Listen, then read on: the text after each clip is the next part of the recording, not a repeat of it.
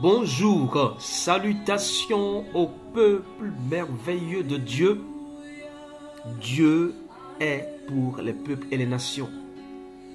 Nous le bénissons encore ce matin, lui qui donne la vie et qui a permis que nous puissions partager avec vous un message venant de son cœur, inspiré par son esprit au travers de notre bouche pour vous, bien-aimés en Christ.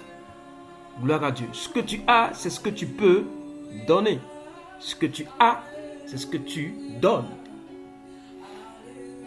Il y a quelques jours, Dieu m'a parlé.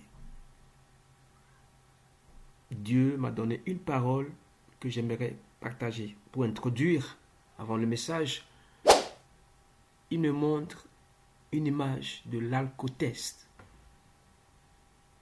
D'autres le disent un éthylotest. L'alcotest qui permet de mesurer le taux d'alcoolémie jusqu'au seuil contraventionnel. Vous savez, quand vous roulez et que vous êtes enivré, vous avez pris de l'alcool, beaucoup d'alcool, et que la police, les gendarmes, c'est-à-dire les autorités qui sont censées contrôler sur la route, vous dites, monsieur, mettez-vous de côté, nous voulons vous contrôler. Et ils sentent que vous êtes ivre d'alcool et vous donnent un alcotest. Vous soufflez là-dedans et ils vérifient, il y a un taux à respecter. Normalement, vous ne devez pas dépasser 0,5 g d'alcool par litre de sang, soit 0,25 mg d'alcool par litre d'air expiré. Donc, il y a un taux d'alcool limite autorisé. Mais quand vous dépassez ce taux d'alcool, vous avez des contraventions ou soit vous descendez du volant et une autre personne vient prendre la voiture que vous conduisez ou prendre le volant à votre place. Mais vous payez quand même. Et par cette image, Dieu me montre que dans les derniers temps, c'est-à-dire nous sommes déjà dans les derniers temps, que les païens, ceux qui ne connaissent pas Dieu, vont tendre aux disciples, aux chrétiens, aux ministres, un alcotest. Mais je ne dirais pas un alcotest parce qu'ils vont s'enivrer, non. Mais un esprit test. Ils vont mesurer le niveau du remplissage de l'esprit. Pourquoi je dis cela? Dieu me donne ce verset, Éphésiens chapitre 5, le verset 18.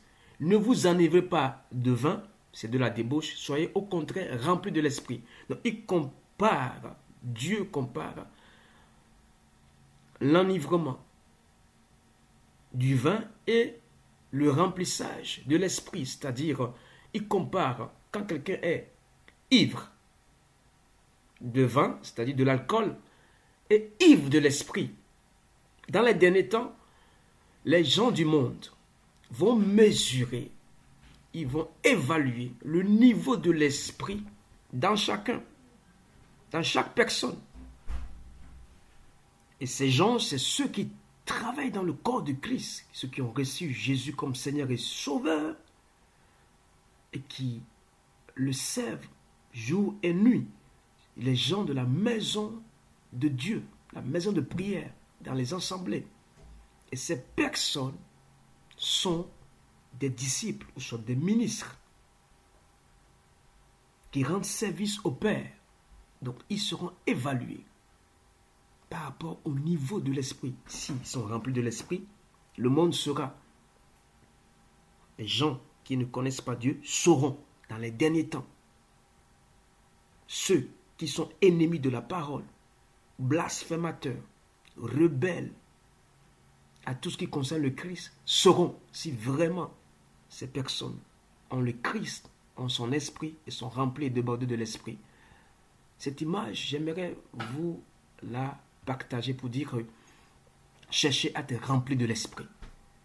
Et quand vous aurez des tests, des épreuves, des tribulations, des oppositions, des souffrances, même des tests aussi, comme l'alcotest le dit, on retrouvera le Christ en vous. On saura quel Dieu vous servez, dans la vérité et en esprit. Oui, l'esprit sera rempli et ça permettra que vous serez dans la vérité, vous marcherez dans la vérité. Suivre le Christ, il y a toujours un test, une évaluation, une épreuve à passer, une formation à recevoir. Et je vous dis, c'est les gens du monde qui vont nous tester. Si vraiment on est appuyé sur le vrai rocher, le Christ ou pas. Est-ce qu'on veut avancer? On veut persévérer? On veut demeurer dans la parole? Demeurer en esprit ou pas? Donc, j'invite le corps de Christ, les bergers, les membres, les fidèles, les visionnaires, les ministres, les ambassadeurs, tous ceux qui sont membres du corps de Christ, de s'attacher aux choses de l'esprit. Ne négligez pas les choses de l'esprit, les dons de l'esprit, la vie de l'esprit, les messages inspirés par le Saint-Esprit, la manifestation, l'opération par le Saint-Esprit. L'esprit test sera dans la main de ce monde et on te verra pur, on te verra saint, rempli de l'esprit. Amen. Je continue le message. Ce que tu as, c'est ce que tu donnes. Ce que tu as, c'est ce que tu peux offrir à ce monde qui attend. J'aimerais appeler deux personnes que j'aime beaucoup, Jean-Baptiste et Jésus. Jean-Baptiste connaissait les limites face au Christ, face à Jésus-Christ. C'est bien, il était sur son territoire, dans son domaine, dans son couloir. On l'appelait Jean-Baptiste parce qu'il prêchait l'évangile par la repentance et par le baptême des eaux. Baptême par les eaux, baptême par immersion. Donc, il avait la grâce d'annoncer, de frayer le chemin de Jésus-Christ. Il avait la grâce de prêcher la repentance que d'autres ne font plus aujourd'hui, de baptiser, d'autres aussi qui ont falsifié le baptême. Il ne fait pas le bon, mais il se justifie. Mais Jean-Baptiste, en son temps, écoutait la voix de Dieu dans le désert et il baptisait dans le Jourdain. Donc, si lui, il pouvait baptiser comme Dieu le disait, nous devons aussi baptiser comme il faut. Et Jean-Baptiste connaissait les limites, ses propres limites face au Christ. Il avait quelque chose à offrir. Il ne peut pas faire au-delà de ce que Jésus était prophétisé à faire, avait promis de faire. Jean-Baptiste connaissait ses limites. Bien-aimés, je vous invite à connaître vos limites en Christ. Je ne dis pas que vous devez être limité, non. Vous devez connaître votre limite face à certaines personnes que Dieu aussi place sur le même territoire, dans la même nation. Et vous devez vous compléter, se laisser enseigner et apprendre des autres. Dites, waouh, lui, franchement, il fait mieux que moi, j'apprends de lui. Il fait plus que moi je viens compléter. Nous sommes dans la complémentarité. Je lis un verset, Jean chapitre 3, le verset 27 à 34. Nous lisons la parole de Dieu. Jean chapitre 3, le verset 27 à 34. Jean répondit, un homme ne peut recevoir que ce qui lui a été donné du ciel. Verset 30. Il faut qu'il croisse et que je diminue.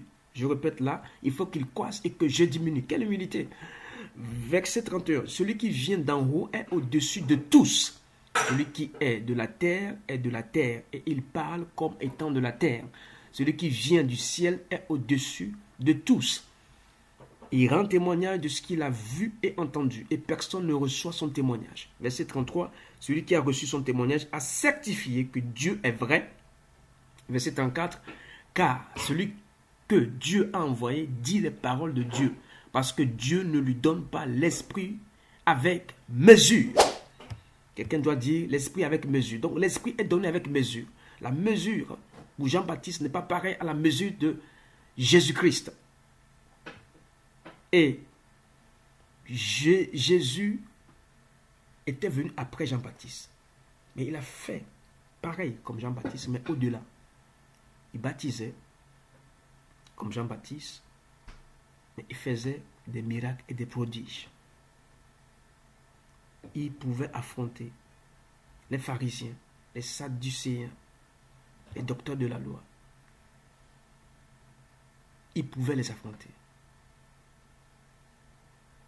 Et Jean-Baptiste reconnaissait que Jésus était le Messie. Lui, il était celui qui frayait le chemin, mais il n'était pas le chemin. Il peut baptiser au nom de Jésus-Christ, mais il n'est pas Jésus. Il était juste un précurseur. Chacun a sa fonction, sa vision, son onction et son couloir. Dieu sait que tu es bien comme ça.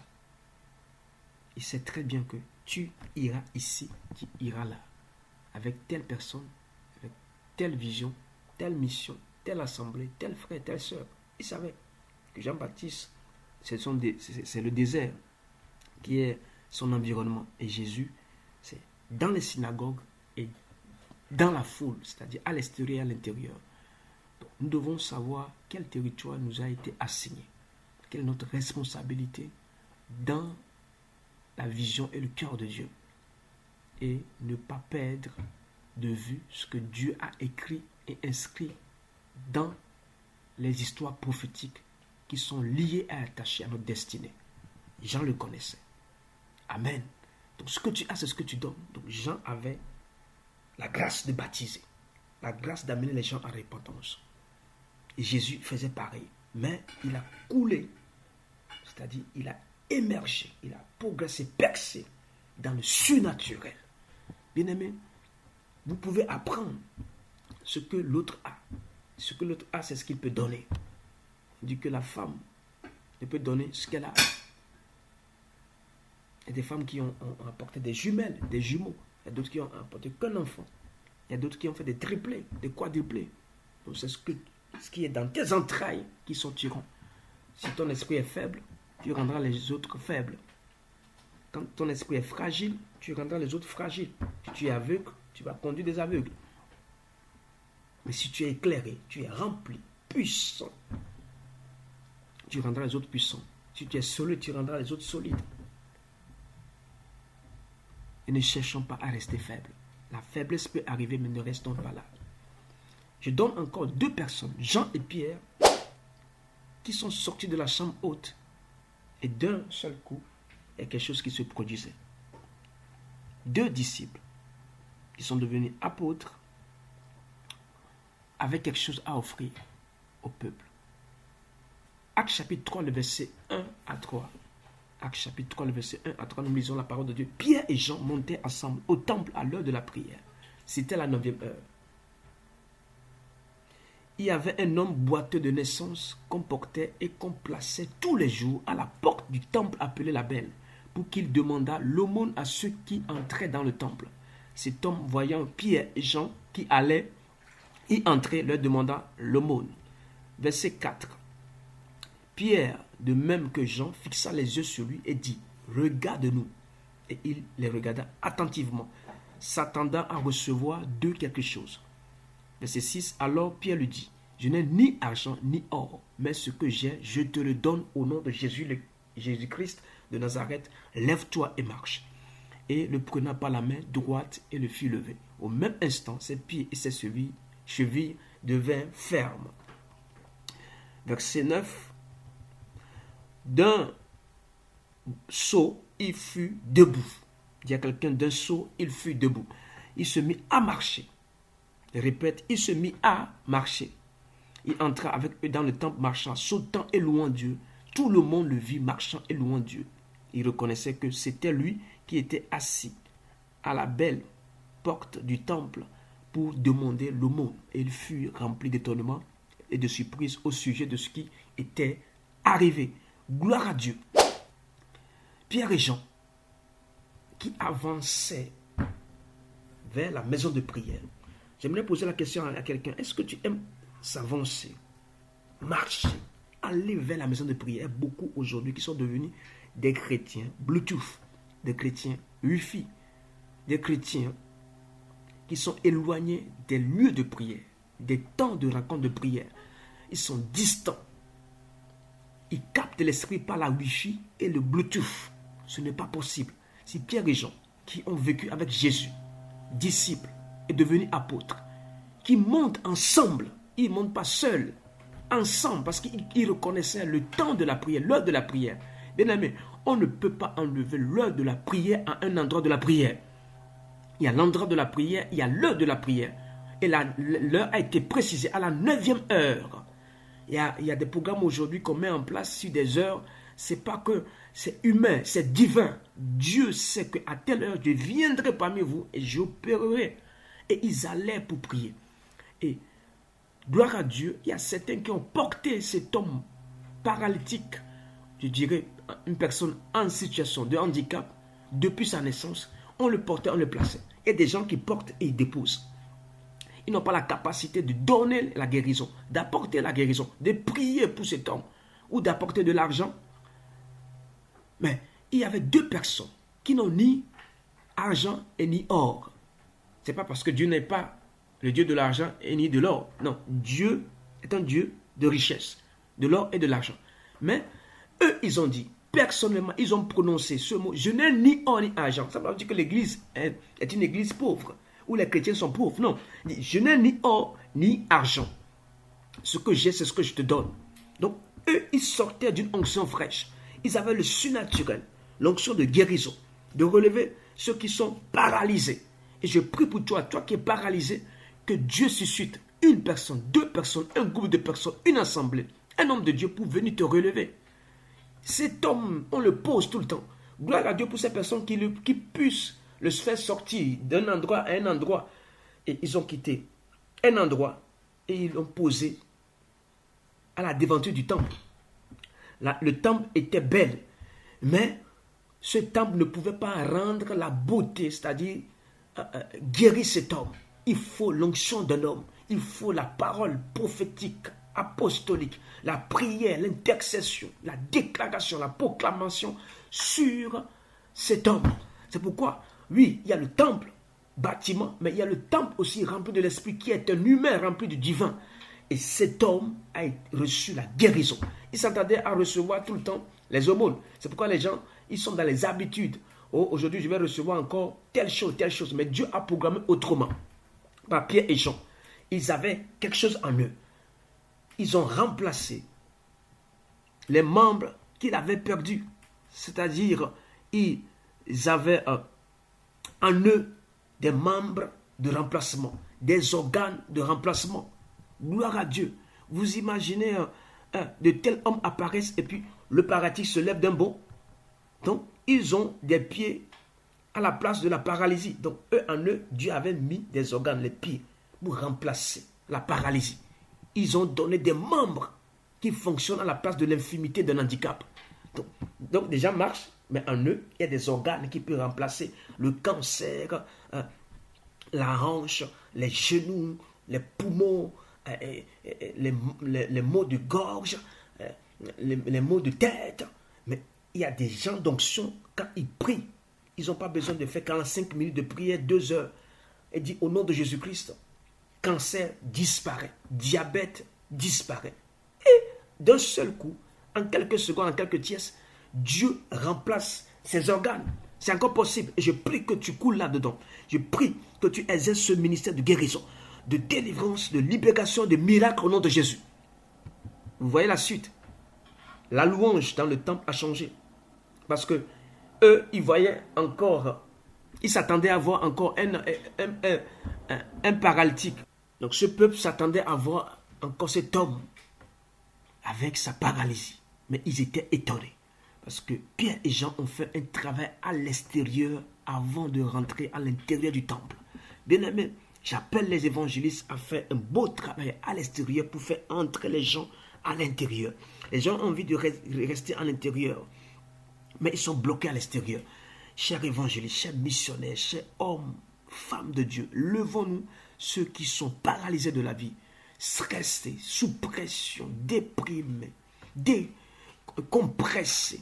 Que Dieu nous aide à enlever toute paralysie, d'abord spirituelle, c'est-à-dire le manque de vie surnaturelle. L'esprit est éteint, l'esprit est attristé, manque de foi, manque de zèle, de motivation. Que Dieu puisse aider les gens à relever ces cas et ces situations, les mettre debout et les faire avancer dans la louange. La louange est intense, la louange est douce à vivre quand il y a un changement, quand il y a des miracles et des prodiges, quand il y a des transformations de cœur endurcis, quand il y a un changement des gens rebelles à des gens simples et des gens humbles. Je prie au nom de Jésus que cela se passe à l'extérieur, que Dieu nous aide à bouleverser la foule, à envoyer des cas sociaux dans la repentance et pour retrouver aussi leur destinée glorieuse. Ça se passe de l'extérieur pour l'intérieur. Et l'intérieur est censé à garder, sauvegarder ce que l'extérieur a produit. C'est-à-dire par l'enseignement, par la parole, à transmettre, l'encouragement à transmettre, les soins à faire. Et Jean et Pierre ont fait un beau travail à l'extérieur. Et cet homme était tout le temps à la porte de l'église. Beaucoup sont arrêtés à la devanture de la porte de l'église. Ils doivent entrer. Et c'est par l'onction, c'est par la décision, l'audace de dire non, cet homme, aujourd'hui, tu quittes. Je prie pour une personne, aujourd'hui, tu te lèves et tu marches. Toi, femme, tu te lèves et tu marches. Toi, homme, tu te lèves et tu marches. Dans le nom de Jésus-Christ, je prie que l'onction te saisisse là où tu es maintenant. Tu te lèves avec ta paralysie qui vient du divorce, paralysie qui vient du surendettement, paralysie qui vient du viol, paralysie qui vient de toute déception, paralysie qui vient de toute traite, de tout mensonge. Tu as été paralysé par les gens qui t'ont quitté, qui t'ont abandonné. Je prie que tu prennes ta paralysie et que tu la jettes loin de toi, tu l'enterres. Tu la brûles au feu et que tu rentres dans la louange. Et cet homme a changé la célébration de ce jour. Je prie que c'est ta journée et cette célébration va monter comme des parfums de bonne odeur et va réjouir le cœur de Dieu. Dieu c'est dans la louange de son peuple. Et il faut qu'il y a quelque chose qui se produise pour que la louange monte vers le Seigneur. Alléluia pour Pierre et Jean. Je prie que cette génération, qu'on retrouve des Pierre et Jean qui prennent des fauteuils roulants et les jettent, qui enlèvent les lunettes, les appareils auditifs, qui enlèvent des béquilles comme au temps de Renard Bonquet et aujourd'hui avec Daniel Kolenda. Je prie au nom de Jésus que Dieu nous utilise à pouvoir provoquer le surnaturel et que ce soit visible aux yeux de tous sans passer par le mélange, l'occultisme, sans passer par la magie. Car l'Esprit de Dieu est l'Esprit de Dieu. L'Esprit de Dieu est vrai et il opère encore aujourd'hui. Alléluia. Et je prie que ce que tu as, tu donnes. Jeunes, levez-vous avec vos visions et donnez. Personnes âgées, levez-vous avec vos songes et donnez. Serviteurs, servants de Dieu, sur vous est déposé l'Esprit, levez-vous et servez. Les fils et les filles, allez et prophétisez dans le nom de Jésus. Alléluia. Les gens veulent être debout, mais ils ont besoin de vous. Allez et donnez. Alléluia. Il y a une personne aussi qui m'a touché. Joseph d'Arimathée, un disciple riche et simple qui a préparé la période de l'enveloppement. Matthieu chapitre 27, le verset 57 à 60. Nous lisons la parole de Dieu. Le soir étant venu, arriva un homme riche d'Arimathée. Il faut le répéter. Un disciple riche, ça existe. riche d'Arimathée, nommé Joseph, lequel était aussi disciple de Jésus. Il se rendit vers Pilate et demanda le corps de Jésus, et Pilate ordonna de le remettre. Verset 59, Joseph prit le corps, l'enveloppa d'un linceul blanc et le déposa dans un sépulcre neuf qui s'était fait tailler dans le roc. Puis il roula une grande pierre à l'entrée du sépulcre et il s'en alla. Waouh! Donc, les 12 disciples étaient bien nommés avec des noms. Ils ont fait pas mal de choses avec le Seigneur et d'un seul coup, Jésus meurt, un autre disciple est identifié. En plus, un disciple riche. Bien-aimé, je prie que Dieu donne des disciples riches dans le corps de Christ. D'autres, ils regardent la richesse comme une abomination, comme il ne peut pas atteindre. Non, il y a des disciples qui sont près du Maître, qui ont été enseignés, qui ont vécu, qui ont traversé, et même qui ont abandonné Jésus. Mais lui, Dieu l'a préparé. Il était dans le secret, dans l'ombre, riche. Et il avait cette grâce de s'approcher des autorités politiques. En ce temps, ils peuvent dire, donnez-moi le corps de Jésus. Ce n'est pas n'importe qui demande le corps de Jésus. En ce temps, Pilate, avant de te remettre un corps, il faut être quelqu'un. Lui, il était posé, équilibré. Il était riche, mes disciples. Je ne comprends pas pourquoi les gens prêchent qu'un disciple ne peut pas être riche. Moi, je vois ici dans la parole de Dieu un homme riche qui aussi croyait en Jésus, aimait Jésus, servait Jésus, dans l'ombre et dans le secret. Et Dieu l'a préparé, dans sa saison, d'opérer en une journée. Moi, je prie que Dieu te donne un riche en une journée. C'est-à-dire une personne qui est mandatée à te fournir ce que tu cherches, ce que tu as besoin dans le délai. Dans la même journée, Jésus a été pris dans la main de Pilate. Il a été enseveli, enveloppé. Et on l'a déposé dans un sépulcre neuf. Jésus ne peut pas rentrer dans un sépulcre de Vinted, de Bon Coin, de Marketplace. Des choses accessoires, des choses qui est d'occasion. Jésus n'est pas un fils de Dieu d'occasion, c'est un fils de Dieu original. Donc on l'a pris, on l'a déposé dans un sépulcre neuf. En ce temps, il y avait peu qui peuvent payer un sépulcre neuf. Il fallait un riche. C'est pourquoi il y a certaines choses aujourd'hui. Si Dieu ne donne pas des riches dans le corps de Christ, il y a des choses qu'on ne peut pas avoir et recevoir.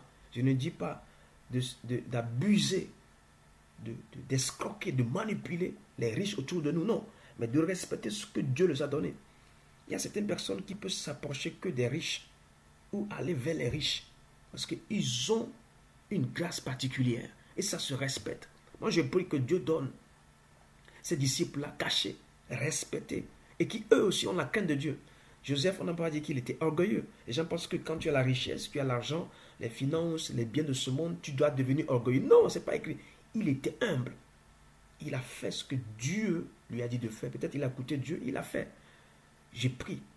Ne vous concentrez pas que sur, on dit, le riche et le pauvre Lazare. Donc, les gens aiment prêcher cela, mais ils ne parlent pas d'un homme riche comme Joseph d'Arimathée qui a fait un beau travail. Il était prophétique. Il devait le faire. Sinon, Jésus, son corps devait être volé. Son corps devait être découpé. Son corps devait être humilié. Il va mourir comme les autres saints. Non. Il est le très saint, c'est celui qui a la sainteté et il ne peut pas mourir comme les autres. Sa mort est prophétique, sa mort est remplie de gloire, sa mort ne peut pas ressembler aux autres morts. Ce n'est pas le même cimetière comme les autres. Non, il ne peut pas mourir comme un humain, il est mort comme un divin. Donc tout ce qui doit l'accompagner doit être des choses qui viennent de Dieu. Et ce qui m'a plu, c'est qu'on dit, puis il roula une grande pierre à l'entrée du sépulcre. Il avait aussi l'autorité de rouler la pierre. Waouh, Joseph d'Arimathée, qui es-tu? Et il s'en alla. Il a fait cela. Il n'est pas parti à se justifier, faire une affiche, faire un témoignage, non. Il est parti. Ce sont des gens, ils n'ont pas le temps. Ils n'ont pas le temps. Ce que Dieu leur dit, ils le font, ils partent. Ils n'attendent pas qu'on les acclame, qu'on les apprécie, les avis, qui aient beaucoup d'abonnés, que les gens commencent par parler de lui. Non, il a fait cela pour le Seigneur, il est parti.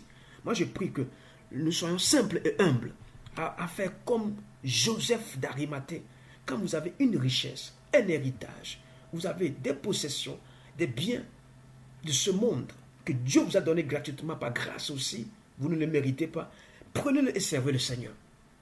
Prenez ce qui brille pour les choses pour les gens de ce monde. Ils croient que s'ils n'ont pas ça, ils sont misérables. Non.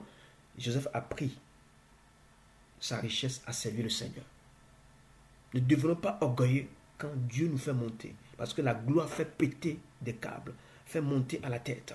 Mais Joseph était resté au même niveau comme les autres disciples. Mais il était riche. Alléluia. Oui, il était riche. Jusqu'à ce que on a senti, mais quand Jésus était vivant, il allait vers les archers. Peut-être c'est le club des archers comme ça. Jassé a développé son réseau jusqu'à toucher les Joseph d'Arimathée. Il dit non, il nous a rencontrés. Et nous, avec notre richesse, on a décidé de le servir. Donc toi aussi, Joseph d'Arimathée, est-ce que tu ne peux pas te positionner quand il mourra? Parce qu'il va mourir, il nous l'a dit. Mais il faut qu'il rentre dans un sépulcre neuf, taillé dans le roc, parce que lui-même, il est le rocher de tous les âges. Est-ce que je peux parler aux riches sur cette terre? Prenez vos domaines, vos héritages, tout ce que Dieu vous a donné, consacrez-le au Seigneur, servez le Seigneur. Faites que les âmes soient sauvées avec vos biens, vos richesses. Faites en sorte que vous ne soyez pas ce riche qui est mort avec Lazare et il demande une gouttelette d'eau. Non, rentrez dans le royaume des cieux et que Dieu acclame bon et fidèle serviteur avec sa richesse. Bon et fidèle serviteur. Ne déconnez pas avec la richesse. Ne faites pas des bêtises, des sottises, des futilités, des inutilités avec vos richesses. Prenez cela et servez le Seigneur. Bossez Dieu pour le Seigneur, sans vouloir se montrer, se vanter de votre richesse, les biens. Non. Aujourd'hui, nous voyons dans le corps de Christ, dès que quelqu'un a quelque chose, il veut le vanter. Non. Quand tu vois avec les pauvres, quand tu vois avec les nécessiteux, les orphelins, les personnes en situation, les fragilisés, quand vous voyez qu'un ministère a besoin de vous, mettez-vous au sein de ce ministère. Ne rigolez pas, dites non, l'église est pauvre. Non. Dites que moi j'ai la richesse pour enlever la pauvreté, la misère de l'église. Je veux soutenir l'église et faites-le de bon cœur et Dieu va vous récompenser. Dieu va vous récompenser, je vous assure. Ce qui vient de Dieu est pour Dieu. Ce qui vient de lui est pour lui. Rien ne vous appartient. Vous êtes venu poussière, vous retournerez poussière. Donc, quand cette poussière est devenue riche, qu'elle rende sa richesse et qu'elle serve le Seigneur. L'argent, les finances, les biens de ce monde sont nos serviteurs. Nous ne sommes pas là pour les servir, mais eux doivent nous servir. C'est un amplificateur pour booster, rebooster le ministère, agrandir l'œuvre, l'espace de l'attente, faire élargir et conquérir au nom de Jésus-Christ. Nous sommes là. Il y a les extrémités de la terre, des pays qui n'ont pas encore l'évangile. Il y a des nations qui n'ont pas encore été touchées. Il faut qu'on envoie des missionnaires. Il faut qu'on envoie des fils et des filles qui ont la rage, la motivation d'aller évangéliser, d'aller soutenir, implanter des églises, aller faire des conférences, des soirées d'évangélisation, des croisades d'évangélisation, des campagnes d'évangélisation dans les milieux reculés, les milieux hostiles. Il est temps qu'on se réveille, mes chers amis. Nous ne nous concentrons pas que les choses qui n'ont aucun intérêt de Dieu. Nous devons chercher l'intérêt de Dieu. Joseph était un homme qui cherchait l'intérêt de Dieu. Il savait que Dieu l'a bâti, Dieu l'a béni. Mais il a dit non, je ne peux pas partir sans rien faire pour Dieu. Ne quitte pas la terre sans rien faire pour Dieu avec ta richesse. Tout ce que Dieu t'a donné, dis Seigneur, qu'est-ce que je peux faire? Qu'est-ce que je peux mettre en place? Si tu manques d'idées, demande l'esprit de conseil et de sagesse. Il te donnera un domaine, un environnement. Et tu vas cultiver. Adam est né pour cultiver le jardin. Pas juste être assis dans le jardin et contempler le jardin. Non, c'est pour cultiver. Il y a un domaine dans lequel tu vas cultiver pour donner gloire à Jésus-Christ, gloire à Dieu. Et ce soir, tu te lèves au nom de Jésus. Hommes et femmes riches, remplis de richesses, levez-vous. Nous vous parlons. Nous ne sommes pas là pour vous escroquer comme certains pasteurs le font. Ils sont là pour escroquer, anarquer, abuser. Nous voulons que votre richesse serve le Seigneur. Et vous-même aussi, vous devez hériter le royaume des cieux. Et je finis avec cet homme aussi qui avait quelque chose qu'il a donné sur la route. Il y avait un homme qui a été frappé par les brigands et cet homme était à terre. Il s'agit du bon samaritain. Nous le lisons dans Luc chapitre 10, le verset 34 à 36. Il s'approcha et banda ses plaies en y versant de l'huile et du vin. Puis il le mit sur sa propre monture, le conduisit à une hôtellerie et prit soin de lui. Verset 35. Le lendemain, il tira 2 deniers, il le donnait à l'hôte et dit, aie soin de lui, et ce que tu dépenseras de plus, je te le rendrai à mon retour. Lequel de ces 3 te semble encore été le prochain de celui qui était tombé au milieu des brigands? Donc il y avait un homme tombé au milieu des brigands. Un homme est tombé à l'hôpital. Un homme est en prison. Un homme est dans une situation chaotique et désastreuse. Un homme a de gros soucis, des charges, une maladie. Au bout du gouffre, et il n'y avait personne. Les religieux passaient. Comme aujourd'hui, l'Église observe, mais l'Église ne discerne pas. Nos frères et sœurs, les gens tombent à côté, mais ils ne savent même pas qu'ils sont tombés, ils sont à terre, ils ont besoin d'aide. Cet homme allait à une destination, mais il a bloqué son rendez-vous pour servir le Seigneur. Il a dit non, ma rencontre, mon rendez-vous, mon programme, je le suspends. Je l'annule pour cet homme qui est à terre. Est-ce que, Église de Dieu, on peut suspendre nos programmes, nos rendez-vous, nos rencontres, nos programmes, nos calendriers, nos plannings et s'occuper d'une personne que Dieu nous montre actuellement?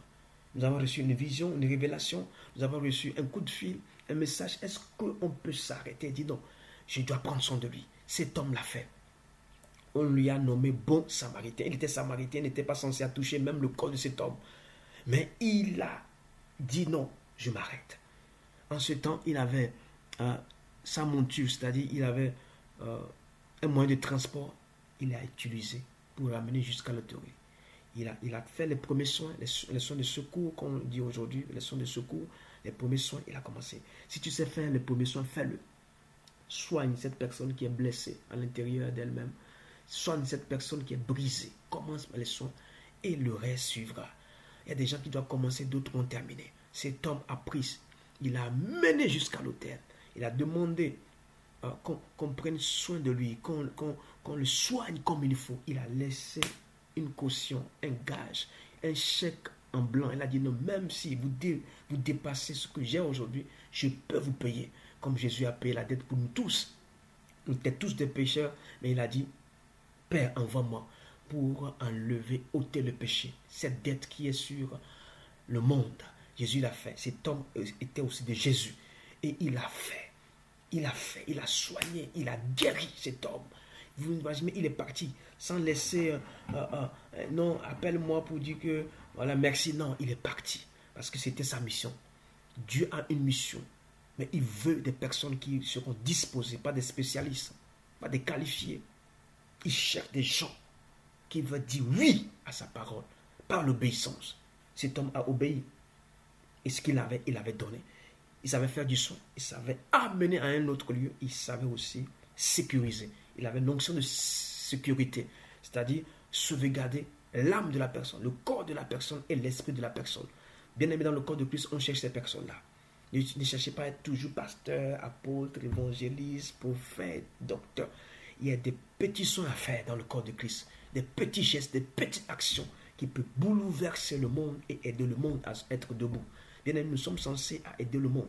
Les gens sont à terre. Beaucoup ont été frappés. Frappés par la maladie, frappés par la dépression, frappés par le divorce, frappés par les coups de cette vie. Mais Dieu te dit, prends l'évangile, prends la parole et aiguise-toi en esprit. Il va sauver cette personne. Alléluia. Ce que tu as, c'est ce que tu peux donner. Je prie pour toi dans le nom de Jésus-Christ, que ce que tu as, ne le néglige pas, comme cet homme qui avait son talent là enterré. Multiplie ton talent. Multiplie ton talent. Travaille ton talent. Tout ce que Dieu a mis en toi, c'est l'esprit est donné par mesure. Je ne peux pas mesurer à l'autre. Ce que Dieu a donné à David, David doit s'en servir. Dieu a donné à David une onction pour tomber Goliath. Il a fait. Dieu a donné à Philippe de rentrer dans le char pour expliquer la parole jusqu'à baptiser ce chef, cet unique. Il l'a fait. Dieu a utilisé Esther à entrer pour sauver le peuple juif il a fait. Dieu peut t'utiliser dans un domaine. Je vous assure que Dieu, il est présent. Il faut juste connaître ta mission, avoir une vision et être obéissant. Dieu cherche des obéissants. Pas simplement les gens qui font acte de présence, mais des obéissants. Et Dieu te trouve au nom de Jésus. Ce que tu as, donne-le. Et tout ce que tu donnes, sois en joie de le donner. Avec bon cœur. Et fais-le dans la joie. Et tu auras une récompense. Car Jésus t'observe et Jésus a confiance en toi. Dis-le, Jésus, tu as confiance en moi. Ce que tu m'as donné, je le donne. Tout ce que tu me donnes, je le donne. Je ne veux perdre aucun que tu me donnes aussi. Dans le nom de Jésus, sois richement béni. Que cet enseignement nous fasse du bien. Que nous soyons dans l'activation du réveil. Le peuple doit se réveiller pour la cause du royaume des cieux, à cause de l'évangile de Jésus-Christ. Amen.